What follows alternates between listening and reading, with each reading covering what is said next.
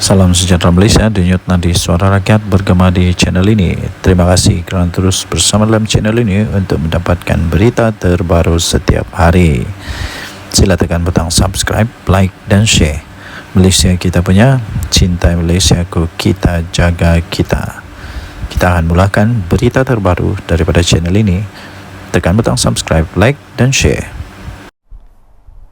Salam sejahtera Malaysia, denyut nadi suara rakyat bergema di channel ini.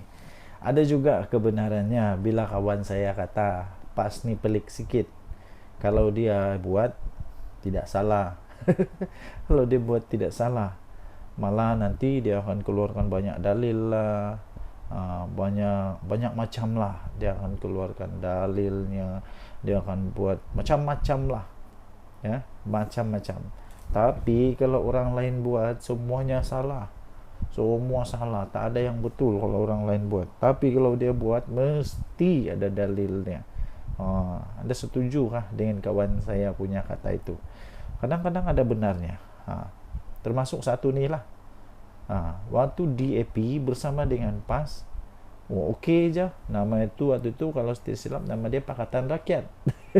Waktu itu Pakatan Rakyat kalau saya tidak silap. Pernah juga di dalam pentas ceramah duduk sebelah Lim Kit Siang adalah Tok Guru Hadi Awang. Kalau saya silap dialah kot. Kalau saya tidak silap lah. Kalau saya silap bagi tahu lah. Tapi tiada pula orang bising. Malah walaupun semua waktu itu semua okey je. Okey je. Tapi ni ada satu ni. Tiba-tiba saja bila UMNO bersama dengan PAS, seolah-olah Malaysia ni bakal kiamat. Seolah-olah Malaysia ni bakal hancur lah, musnah lah, macam-macam lah. Tiada pula PAS DAP bising, tapi UMDAP semua bising. Ini Ketua UMNO Labuan kasih tempelak dengan kau punya PAS. Jadi walaupun sekalian, apa pula kata anda? Kenapa dulu PAS bersama DAP okey je? Okey je. Tapi sekarang UMNO dan DAP tak boleh bersama. Ketua UMNO Labuan Muhammad Rafi Ali Hassan telah muncul, tampil menempelak golongan yang bising sangat dengan kerajaan UMNO DAP atau UMDAP dalam kerajaan paduan. Katanya keputusan menjalinkan kerjasama itu bukannya disebabkan anak murid mau mengikut cakap guru. Sebaliknya ia untuk menyelamatkan parti. Katanya keputusan kita bersama dengan kerajaan perpaduan bukan pada waktu zaman kami bersetuju kerana menghormati titah daripada di-Pertuan Agong dan untuk menyelamatkan negara yang tiada kerajaan. Kemudian dia kata kita bergabung dengan DAP ini selepas pilihan raya umum, bukan sebelum pilihan raya. Betul atau tidak? Betul lah. Mana ada UMNO jadi geng kepada Pakatan Harapan, terutamanya DAP dalam pilihan raya, tidak. Tapi hanya sanggup bekerjasama dengan DAP selepas Agong mengeluarkan titah. Jadi menghormati titah Agong dan untuk menyelamatkan kerajaan Malaysia supaya ada kerajaan memimpin. Jadi UMNO bersamalah dengan DAP. Dulu PAS bersama dengan DAP, kenapa? Apa alasannya pula? Tapi waktu PAS dan DAP bersama dengan DAP, adakah orang bising? Adakah pemuda UMNO bising? Soal beliau dalam satu video di TikTok UMNO Labuan. Muhammad Rafi turut mengimbas kembali tentang PAS dan DAP yang pernah duduk serumah. Duduk serumah satu ketika dulu. Itu bila? Tahun 2004. Mungkin sudah lupa, mungkin Tok Guru Hadi Awang sudah lupa, kesian dia. Mungkin juga Walaun pun sudah lupa, mungkin juga Walang Tit pun sudah lupa, mungkin juga orang-orang PAS ni cepat lupa.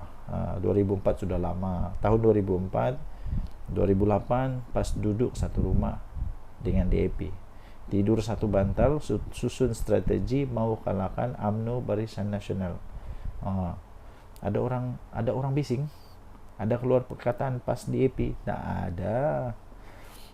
2018 bersedap waktu bersatu dengan PAS, ada orang bising. UMDAP semua orang bising. Yang paling bising kita pula adalah UMNO yang paling bising daripada yang di luar. Yang paling bising kita pula dalam UMNO yang paling bising daripada orang di luar.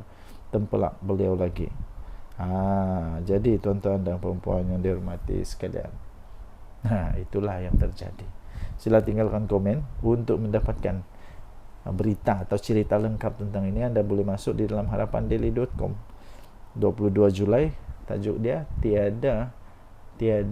tiada pula PAS di AP, tapi UMDAP semua orang bising. Tempelak Ketua UMNO Labuan. Kita jumpa lagi. Bye bye. Salam sejahtera Malaysia. Denyut nadi suara rakyat bergema di channel ini. Sebelum kita teruskan, saya nak minta tolong untuk anda tinggalkan komen. Adakah anda suka kerajaan yang ada sekarang ini? Tinggalkan komen juga apa pendapat anda dengan pembangkang yang ada sekarang ini. Adakah pembangkang ini betul-betul jujur?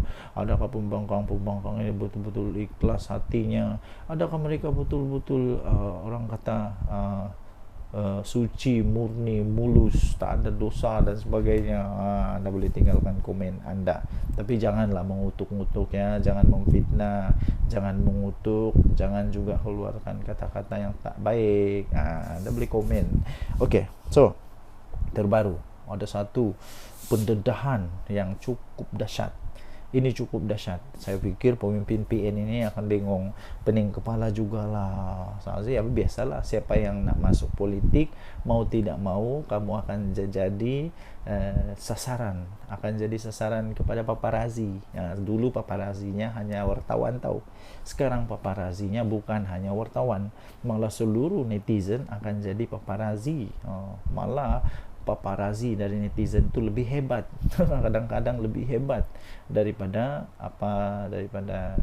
pemberita sekalipun. Terbaru ini ada satu pendedahan terbaru ya, tuan-tuan dan puan yang dihormati sekalian.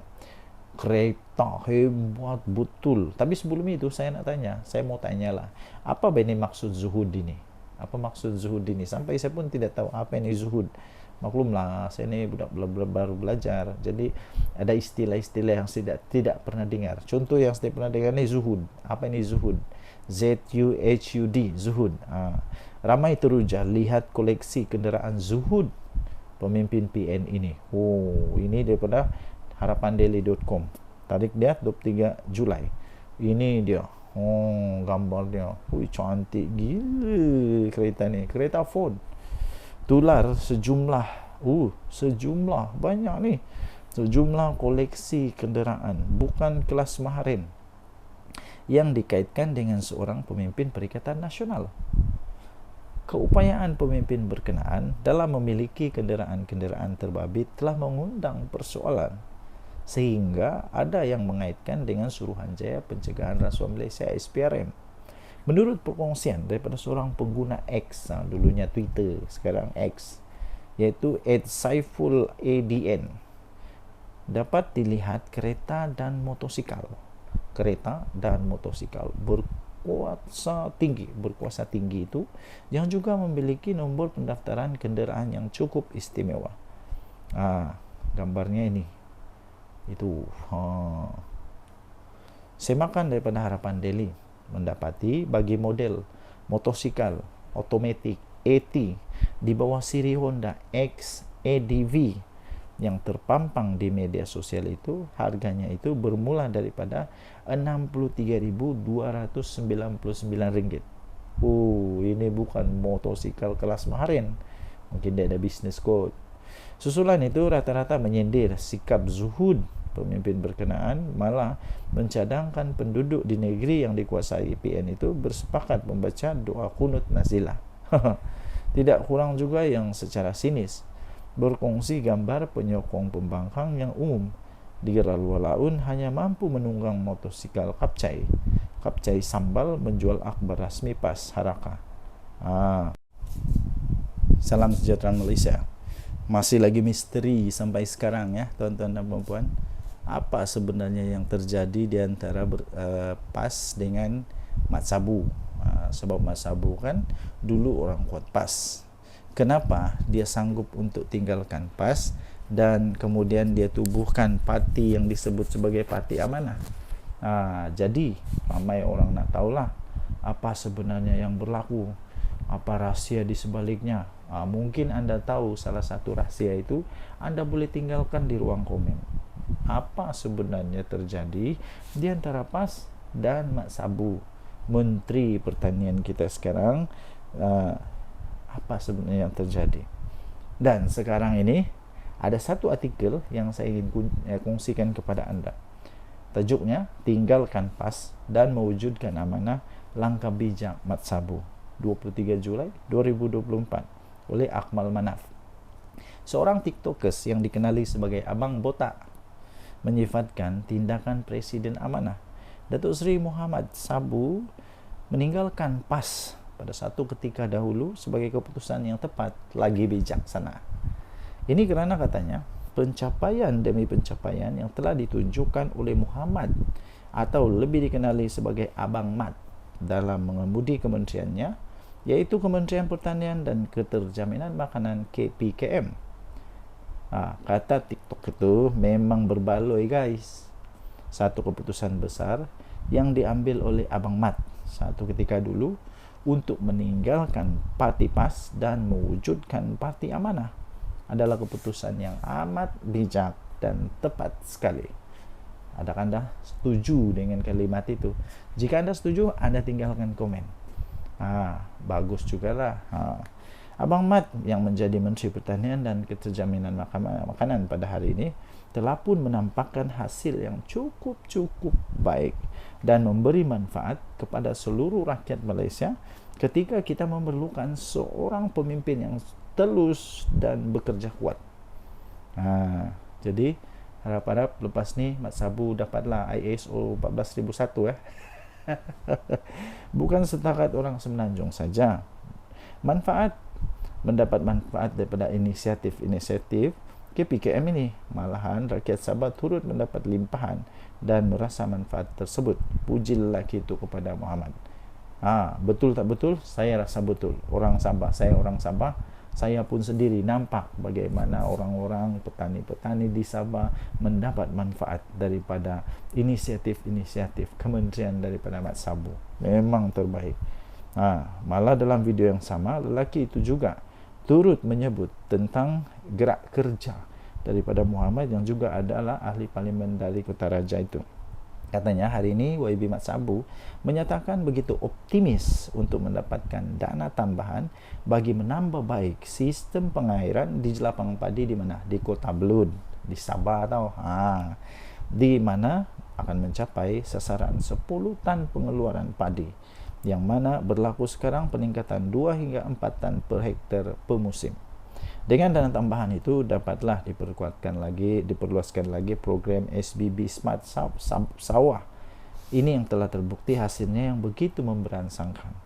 Ini kita pujilah Abang Mat kerana berani meninggalkan parti PAS suatu ketika dulu dan hari ini dapat menabur bakti dan memberi manfaat kepada semua rakyat Malaysia.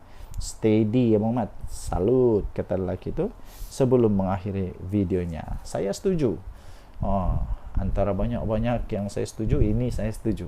Kerana apa? Di Sabah sendiri kita boleh nampak ni semua orang di Sabah, terutama di tempat saya, sedang sibuk dengan mengurus padi, mengurus insentif, mengurus macam-macam urusan. Kenapa? Adalah adanya bantuan-bantuan yang sangat baik daripada kerajaan. Kerajaan yang dulu pernah buat, ada yang dia pernah buat, ada yang dia tak pernah buat. Ada yang buat semacam melepas batuk di tangga, cakap saja, janji saja, tapi pelaksanaan tidak. Sekarang sudah nampak pelaksanaan.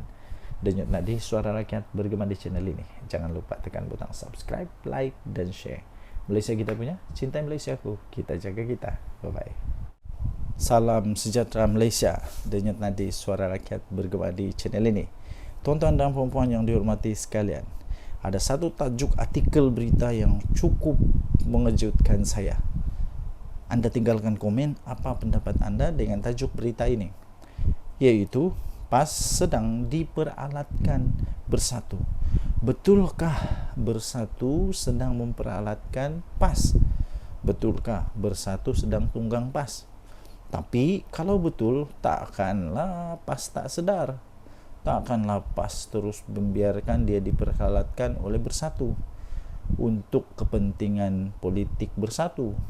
Tak akanlah orang-orang bijak macam Hadi Awang, macam Tuan Guru Tuan Ibrahim Tuan Man, ya kan, sampai bagi sijil ISO, mesti orangnya hebat, pandai, bijak. Takkanlah mereka tak sedar mereka sedang diperalatkan, kalau betul PAS sedang diperalatkan oleh Bersatu. Nah, ini daripada Harapan Daily. Walaupun Muhyiddin pernah berkata maksud PAS itu adalah parti ajaran sesat. Dulu Muhyiddin pernah cakap rupanya. Mahathir mengkritik PAS. Punca berlaku peristiwa Mamali. Wan Ahmad Faisal pula pernah berkata penyokong PAS bodoh. PAS tetap menerima mereka. Ini satu ketika dulu. Mungkin sudah dilupakan, tapi orang-orang di Malaysia tidak akan lupa itu. Sebab kenapa? Dirakam, ditulis di newspaper, di YouTube mungkin pun ada, ketika Muhyiddin Yassin kata apa? Ketika dia kata PAS itu parti ajaran sesat. Ketika waktu Mahathir mengkritik PAS, kononnya punca peristiwa Mamali. Kemudian Wan Ahmad Faisal pula pernah kata penyokong PAS ni bodoh. Jadi sekarang siapa yang bodoh? Ini lucu. Sedangkan walaupun Datuk Seri Anwar Ibrahim tidak pernah menyesatkan PAS, DAP pun tidak pernah memperbodohkan penyokong PAS atau membodohkan penyokong PAS. Amanah pun tidak pernah pun untuk membinatangkan PAS. Ketiga parti ini tetap dianggap musuh. Entah tiba-tiba Mahathir jadi kawan, Ahmad Faisal yang kata penyokong PAS bodoh tu pun jadi kawan, Muhyiddin yang kata PAS itu maksudnya parti ajaran sesat pun jadi kawan. Sebenarnya Muhyiddin sangat licik dalam permainan politik. Muhyiddin menggunakan Tun Mahathir untuk menjatuhkan Tun Abdullah Badawi, sehingga Pak Lah menzahirkan duka cita sikap Muhyiddin itu di pentas terbuka. Kemudian Muhyiddin cuba menjatuhkan Najib, kononnya kes 1MDB. Sebelum dijatuhkan, Najib telah pun bertindak lebih awal menjatuhkan Muhyiddin daripada kerusi timbalan Perdana Menteri. Tidak berputus asa, Muhyiddin sanggup menyembah Anwar di penjara. Ihsan Anwar merestukan Bersatu untuk bersama dengan Pakatan Harapan. Selepas PH berjaya memenangi PR14, Muhyiddin mengkhianati Mahathir dan Anwar. Akhirnya dia menjadi Perdana Menteri. Sebenarnya Bersatu tidak pun mampu untuk memenangi satu pun kerusi tanpa PAS. Jika tidak percaya, cubalah PAS ambil sikap lepas tangan untuk PRK Negeri. Bersatu akan kena TKO, confirm plus guarantee. Ketika Muhyiddin menjadi Perdana Menteri, dia tidak lantik timbalan Perdana Menteri dari PAS. Malah Muhyiddin tidak pun mempercayai ulama PAS untuk memegang portfolio Menteri Agama. Mungkin Muhyiddin masih yakin kenyataannya bahawa PAS ini bermakna parti ajaran sesat. Tapi bila dah jadi kerajaan, Bersatu pula yang banyak bolot jawatan penting dalam kabinet. Manakala PAS hanya diberi jawatan berportfolio rendah dan jawatan pengerusi GLC saja. Bahkan semasa Muhyiddin Yassin jadi Perdana Menteri pun, dia lantik Ismail Sabri dari UMNO sebagai TPM. Sedangkan UMNO bukannya sebahagian daripada Perikatan Nasional. Mengapa tidak dilantik calon daripada PAS? Dan berbagai skandal mahkamah memimpin pemimpin-pemimpin daripada Bersatu, dari presiden hingga naib presiden mereka yang melibatkan anak dan menantu, dilihat PAS menjadi tukang cuci dosa-dosa tersebut. Saya tertarik dengan ulasan veteran daripada UMNO, Mustafa Yaakob, yang Bersatu, yang menyifatkan Bersatu ini tidak mampu bertanding atas kekuatan sendiri, tetapi terpaksa menumpang kekuatan sekutunya, yaitu PAS. Bersatu terpaksa pula menggunakan logo PAS untuk bertanding di PRK Dun Negiri yang akan diadakan 17 Ogos ini. Bersatu tak berani menggunakan logo sendiri atau logo Perikatan Nasional di Negiri. Sebab mereka tahu pengundi PAS tidak akan mengundi calon Bersatu. PAS dan PN hanyalah kuda tunggangan Bersatu, di mana mereka digunakan untuk menggerakkan jentera bagi pihak Bersatu. Maklumlah, Bersatu bukannya ada kekuatan jentera pun. Nampak tak betapa hinanya kedudukan PAS dalam PN? Eloklah PAS tunggang agama, bersatu pun tunggang PAS, kata tulisan ini. Okey, jadi anda boleh baca ini di di harapandaily.com 23 Julai 2024, ditulis oleh Norman Radzwan. Tajuk dia, PAS sedang diperalatkan bersatu. Apa pendapat anda dengan tulisan ini? Apa pendapat anda dengan tulisan ini? Anda boleh tinggalkan komen.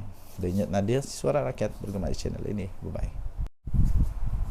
Salam sejahtera Malaysia. Denyut Nadir, Suara Rakyat, bergema di channel ini. Sejak sekian lama orang bertanya-tanya, betulkah UMNO akan keluar dari kerajaan ni? Betulkah kerajaan ini akan tumbang kalau UMNO keluar? Soalan itu pertama.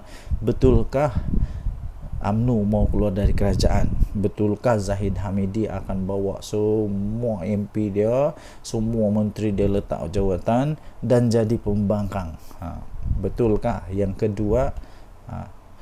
kedua ialah betulkah bahawa mereka akan letak jawatan semua menteri-menteri UMNO? Ingat, UMNO tidak kuat macam dulu ya. UMNO bukan macam dulu lagi. Pernah dulu, kalau anda masih ingat, saya pun masih ingat, waktu itu saya sudah cukup dewasa. Sekarang ni dah 40 lebih umur, jadi sudah cukup dewasa lah. Cukup dewasa. Waktu itu ada istilah begini. Waktu ketika UMNO masih kuat, ada istilah kata begini, apapun yang UMNO letak batu kah, letak kayu kah, letak apa sajalah diletak di mana-mana. Waktu masih kuat dulu tu, batu pun boleh menang, kayu pun boleh menang, tunggul kayu pun boleh menang. Kura-kura kalau letak jadi calon pun boleh menang dalam pilihan raya waktu itu. Tapi sekarang tidak lagi. Sehingga baru-baru ini ada juga artikel kata begini, kalau UMNO tidak bekerjasama dengan mana-mana parti, tidak bekerjasama ataupun dia bertanding secara solo untuk pilihan raya umum ke-15 nanti, menurut artikel itu kata, tidak ada harapan untuk UMNO untuk menang besar lagi. Silap-silap Zahid Hamidi boleh kalah, silap-silap Tok Matasan boleh kalah, silap-silap siapa lagi, yang besar-besar lah boleh kalah, silap-silap tumbang dan boleh pupus UMNO ni. Sebab sekarang UMNO bukan macam dulu lagi. Ya, jadi kerana itu ya tuan-tuan dan puan-puan, kalaulah UMNO keluar daripada kerajaan ini, pada pendapat saya, pertama, kerajaan tak perlu risaulah. Tidak perlu risau pun. Kalau dia keluar pun, kerajaan tetap ada majoriti muda. Kerajaan Madani ini, Datuk Seri Anwar Ibrahim, tetap ada majoriti muda dan belum tumbang. Tapi dia dapat disahkan tidak ada lagi majoriti 2/3. Risikonya kepada Datuk Seri Anwar Ibrahim hanya satu, iaitu ketika pembentangan rang undang-undang pembekalan. Kalau tidak ada sokongan, dia mungkin terpaksa letak jawatan. Tapi untuk kata otomatik kerajaan Madani tumbang, itu tidak mungkin berlaku. Ya. Jadi menteri-menteri UMNO saya fikir tidak akan begitu mudah untuk meletak jawatan. Bukan mudah, lagipun ramai orang lagi berbaris menunggu. Kalau semua menteri UMNO keluar, bagus jugalah. Ada peluang untuk DAP, ada peluang untuk amanah, untuk isi tempat mereka. Ini pun sebenarnya boleh dikatakanlah, boleh dikatakan hasil daripada persefahaman yang baik dalam kerajaan perpaduan. Walaupun UMNO taklah besar mana kemenangan dia, tidak macam dulu, maksud saya tidak macam dulu kemenangan itu, tapi mereka tetap dihargai oleh kerajaan yang ada sekarang, sampai mereka tetap diberikan banyak jawatan dalam kerajaan. Timbalan Perdana Menteri dari mana? Timbalan Perdana Menteri daripada UMNO. Yang sepatutnya boleh saja daripada DAP, tetapi kerana strategi politik menunjukkan bahawa mereka ini sefahaman, ada perpaduan, maka okeylah, bagilah dekat Datuk Seri Zahid Hamidi.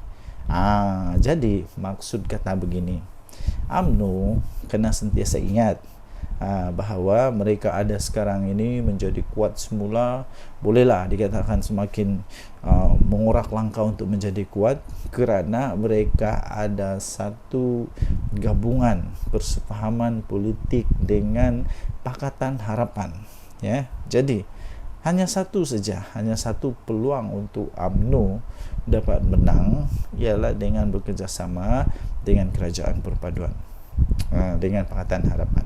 Kalau tidak, UMNO tak akan boleh kalahkan PAS. Itu for sure lah. UMNO susah untuk kalahkan PAS. Nah, kalau 1 lawan 1, UMNO lawan PAS, memang belum tentu UMNO boleh menang. Okay. Walaupun di tempat DAP, walaupun di tempat yang di tempat yang bukan PAS yang menguasa. Apa pendapat anda? Sila tinggalkan komen. Denyut Nadi Suara Rakyat bergema di channel ini. Bye-bye. Salam sejahtera Malaysia, Denyut Nadi Suara Rakyat bergema di channel ini. Okey, tuan-tuan dan puan yang dihormati sekalian, sepanjang beberapa hari ini, perkara yang amat hangat di seluruh berita ataupun semua penganalisis pengulas politik ialah tentang di mana adanya konon-konon lah, ura-ura lah, konon lah, cerita kabar angin lah yang mengatakan MCA dan MIC keluar daripada Barisan Nasional. Tuan-tuan dan puan-puan yang dihormati sekalian, itu hanya berita kabar angin. Walaupun begitu, malam ini, hari ini, pagi ini, hari ini, petang ini, apa-apa sajalah masa yang anda tonton video ini, saya ingin nyatakan bahawa tidak ada keuntungan pun kalaulah MCA dan MIC keluar daripada Barisan Nasional. Apa keuntungan bagi mereka? Mungkin anda boleh berikan komen. Apa pendapat anda? Sekiranya MCA keluar daripada Barisan Nasional, adakah yang sanggup untuk menerima mereka sebagai satu gabungan politik, rakan politik di dalam gabungan? Sanggupkah Perikatan Nasional ambil MCA? Sanggupkah Perikatan Nasional untuk ambil MIC? Dan apa kelebihan MCA dan MIC kalau keluar daripada kerajaan? Tidak ada sebenarnya. Jadi tidak ada apa-apa gunanya untuk Barisan Nasional, kerugiankah, keuntungankah kalau MCA dan MIC keluar daripada Barisan Nasional? Kerugian tidak pada UMNO, tidak juga kepada kerajaan ini, kerana MIC dan MCA mereka hanya ada berapa kerusi dalam parlimen. Tidak pun sampai 5 kerusi dalam parlimen. Hanya berapa saja, MIC berapa kerusi dalam parlimen. Tidak akan menggugat apa-apa. Tidak akan menjadikan kerajaan yang sekarang ada ini tumbang, apalagi kalau tukar kerajaan, tidak mungkin akan berlaku. Walaupun sebenarnya secara faktanya pun, andai kata Barisan Nasional semua keluar daripada kerajaan pun, kerajaan Madani ini tidak akan tumbang pun, tetap akan kekal menjadi kerajaan sekurang-kurangnya sampai pada PRU 16 nanti. Tuan-tuan dan puan yang dihormati sekalian, jika begitu, apa sebenarnya sebab untuk Barisan Nasional kehilangan MCA dan MIC? Tidak ada apa-apa sebab pun. Lainlah kalau kita cakap tentang UMNO, mungkin mereka kecewa tentang Najib Razak, mungkin mereka kecewa tentang banyak perkara-perkara yang mungkin saja. Tapi untuk MIC dan MCA tidak ada apa-apa isu pun yang mereka boleh timbulkan. Mereka malah perlu bersyukur, berterima kasih kepada kerajaan ini, kerana walaupun jumlah mereka yang sedikit macam tu pun, tapi tetap dianggap amat penting oleh kerajaan Madani ini. Jadi tuan-tuan dan puan yang dihormati sekalian, pada pendapat saya, ini pendapat saja ya, semua orang ada pendapat masing-masing. Anda boleh bantah, Anda boleh bangkang pendapat yang saya utarakan ini, terpulang kepada anda. Sekiranya MIC dan MCA nak keluar, kalau pendapat saya, UMNO tak payah nak tergeh-geh pun, untuk pujuk MCA atau MIC ni. Biar pergi kat mereka lah. Mereka nak pergi bergabung dengan PAS kah, nak bergabung dengan bersatu kah, terpulanglah, mau buat penggabungan baru. Kalau sekarang ini ada Perikatan Nasional, mungkin selepas ini ada Perikatan Paling Nasional. Tak kisahlah. Yang penting pada pendapat saya, kalau mereka nak keluar, biar pergi kat depa. Mungkin mereka suka untuk jadi pembangkang, dipersilakan. Tapi setakat ini semua itu hanya kabar angin. Dan kalau mereka keluar pun tiada apa-apa pun kerosakan kepada kerajaan ini. Jadi apa pendapat anda? Sila tinggalkan komen anda. Sekiranya MCA dan MIC mau keluar, apa pendapat anda? Betulkah mereka mau keluar? Mungkin anda ada sumber yang lain yang mengatakan mereka mau keluar. Tapi pada pendapat saya, tidak akanlah mereka keluar untuk setakat ini, kerana tidak ada apa-apa keuntungan pun.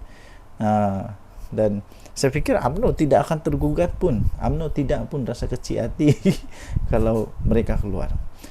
Tinggalkan komen, tekan butang subscribe, denyut nadi Suara Rakyat bergema di channel ini. Bye-bye. Salam sejahtera Malaysia, denyut nadi Suara Rakyat bergema di channel ini. Okey, tuan-tuan dan puan yang dihormati sekalian, sepanjang beberapa hari ini, perkara yang amat hangat di seluruh berita ataupun semua penganalisis pengulas politik ialah tentang di mana adanya konon-konon lah, ura-ura lah, konon lah, cerita kabar angin lah yang mengatakan MCA dan MIC keluar daripada Barisan Nasional. Tuan-tuan dan puan-puan yang dihormati sekalian, itu hanya berita kabar angin. Walaupun begitu, malam ini, hari ini, pagi ini, hari ini, petang ini, apa-apa sajalah masa yang anda tonton video ini, saya ingin nyatakan bahawa tidak ada keuntungan pun kalaulah MCA dan MIC keluar daripada Barisan Nasional. Apa keuntungan bagi mereka? Mungkin anda boleh berikan komen. Apa pendapat anda? Sekiranya MCA keluar daripada Barisan Nasional, adakah yang sanggup untuk menerima mereka sebagai satu gabungan politik, rakan politik di dalam gabungan? Sanggupkah Perikatan Nasional ambil MCA? Sanggupkah Perikatan Nasional untuk ambil MIC? Dan apa kelebihan MCA dan MIC kalau keluar daripada kerajaan? Tidak ada sebenarnya. Jadi tidak ada apa-apa gunanya untuk Barisan Nasional, kerugiankah, keuntungankah kalau MCA dan MIC keluar daripada Barisan Nasional? Kerugian tidak pada UMNO, tidak juga kepada kerajaan ini, kerana MIC dan MCA mereka hanya ada berapa kerusi dalam parlimen. Tidak pun sampai 5 kerusi dalam parlimen. Hanya berapa saja, MIC berapa kerusi dalam parlimen. Tidak akan menggugat apa-apa. Tidak akan menjadikan kerajaan yang sekarang ada ini tumbang apalagi kalau tukar kerajaan, tidak akan. Tidak mungkin akan berlaku. Walaupun sebenarnya secara faktanya pun, andai kata Barisan Nasional semua keluar daripada kerajaan pun, kerajaan Madani ini tidak akan tumbang pun, tetap akan kekal menjadi kerajaan sekurang-kurangnya sampai pada PRU 16 nanti. Tuan-tuan dan puan yang dihormati sekalian, jika begitu, apa sebenarnya sebab untuk Barisan Nasional kehilangan MCA dan MIC? Tidak ada apa-apa sebab pun. Lainlah kalau kita cakap tentang UMNO, mungkin mereka kecewa tentang Najib Razak, mungkin mereka kecewa tentang banyak perkara-perkara yang mungkin saja. Tapi untuk MIC dan MCA tidak ada apa-apa isu pun yang mereka boleh timbulkan. Mereka malah perlu bersyukur, berterima kasih kepada kerajaan ini, kerana walaupun jumlah mereka yang sedikit macam tu pun, tapi tetap dianggap amat penting oleh kerajaan Madani ini. Jadi tuan-tuan dan puan yang dihormati sekalian, pada pendapat saya, pada pendapat ini, pendapat saja ya, semua orang ada pendapat masing-masing. Anda boleh bantah, Anda boleh bangkang pendapat yang saya utarakan ini, terpulang kepada anda. Sekiranya MIC dan MCA nak keluar, kalau pendapat saya, UMNO tak payah nak tergeh-hege pun, UMNO tak payah nak tergeh-hege pun untuk pujuk MCA atau MIC ni. Biar pergi kat mereka lah. Mereka nak pergi bergabung dengan PAS kah, nak bergabung dengan Bersatu kah, terpulang lah. Mau buat pergabungan baru. Kalau sekarang ini ada Perikatan Nasional, mungkin selepas ini ada Perikatan Paling Nasional. Tak kisahlah. Yang penting pada pendapat saya, kalau mereka nak keluar, biar pergi kat mereka. Biar pergi kat mereka. Mungkin mereka suka untuk jadi pembangkang, dipersilakan. Tapi setakat ini semua itu hanya kabar angin. Dan kalau mereka keluar pun tiada apa-apa pun kerosakan kepada kerajaan ini. Jadi apa pendapat anda? Sila tinggalkan komen anda. Sekiranya MCA dan MIC mau keluar, apa pendapat anda? Betulkah mereka mau keluar? Mungkin anda ada sumber yang lain yang mengatakan mereka mau keluar. Tapi pada pendapat saya, tidak akanlah mereka keluar untuk setakat ini, kerana tidak ada apa-apa keuntungan pun. Dan saya fikir UMNO tidak akan tergugat pun. UMNO tidak pun rasa kecil hati kalau mereka keluar. Tinggalkan komen, tekan butang subscribe, denyut nadi Suara Rakyat bergema di channel ini. Bye-bye.